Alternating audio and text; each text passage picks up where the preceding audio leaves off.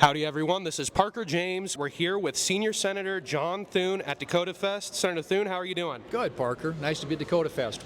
I wanted to ask you some questions about the Farm Bill. Okay. September's rolling around, September 30th will be here before we know it. What's going to happen if the Farm Bill doesn't get passed or extended?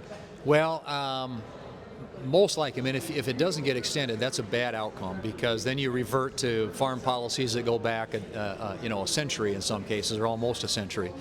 And so we need to, at a minimum, do an extension of the current bill. We're already on a one-year extension of the current bill, which was a 2018 bill, expired September 30 of last year. I think the most likely outcome, and I say this regretfully because we need a multi-year reauthorization, but I think the most likely outcome right now is another one-year extension with a hope that with the November elections we'll have a different composition of the Ag Committee, the chair at least, and in leadership in the Senate, and be in a better position to write a bill to our liking come January.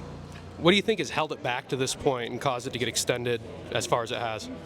A lot of it has to do with where you spend the money, how you spend the money, how you allocate resources, what your priorities are, and the Democrats in the Senate, particularly the chairman of the Senate Ag Committee, Debbie Stabenow, and John Bozeman, who's the senior Republican on the committee, have sort of been at odds about how to spend the money. We've argued you need to have more farm in the Farm Bill, that it ought to be about the commodity title, that farm policy and the Farm Bill ought to be about production agriculture.